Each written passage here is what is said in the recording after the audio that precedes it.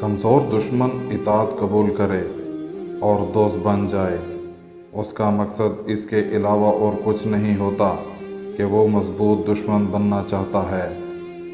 جو شخص طاقت کے دنوں میں نیکی نہیں کرتا، ضعیف کے دنوں میں تکلیف اٹھاتا ہے۔ خدا کے دوستوں کی اندھیری رات بھی روز روشن کی طرح چمکتی ہے۔ جو شخص بچپن میں ادب کرنا نہیں سیکھتا، بڑی عمر میں اس سے بھلائی کی کوئی امید نہیں ہوتی۔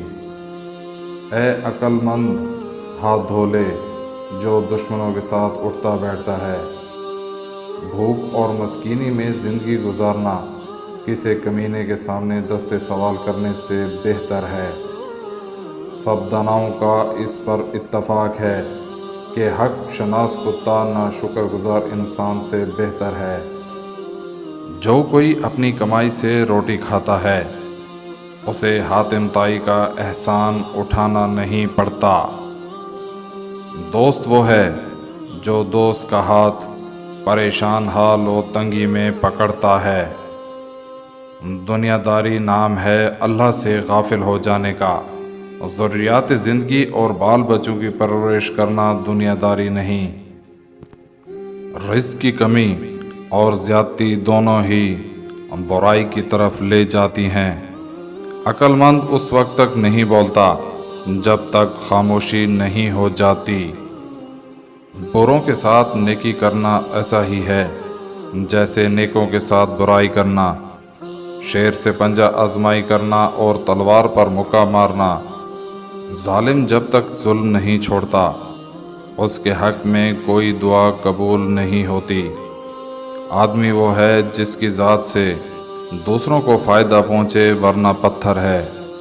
جس مظلوم کو بادشاہ سے انصاف نہ مل سکے، اسے خدا انصاف دلاتا ہے۔ آخرت میں نیکیوں کے مطابق مرتبے ملتے ہیں، اس لیے نیکی کرو۔ نیک نیت کی وجہ سے کام نیک اور بری نیت کی بدولت برا ہو جاتا ہے۔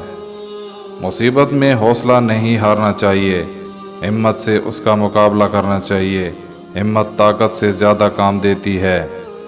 حقیقی بڑا تو وہ ہے جو اپنے ہر چھوٹے کو پہچانتا ہو اور اس کی ضروریات کا خیال رکھتا ہو۔ جیسا سلوک تو مخلوق خدا سے کرے گا، ویسا ہی سلوک خدا تیرے ساتھ کرے گا۔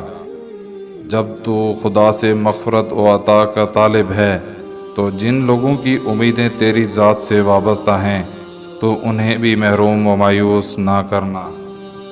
نطفے کو خوبصورت انسان بنا دینا اللہ تعالیٰ کی قدرت کا اعجاز ہے۔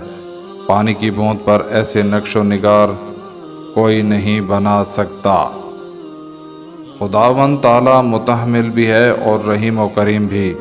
وہ گناہ گاروں کو توبہ کے لیے مہلت دیتا ہے، توبہ کرنے والوں کو دامن رحمت میں ڈھانپ لیتا ہے۔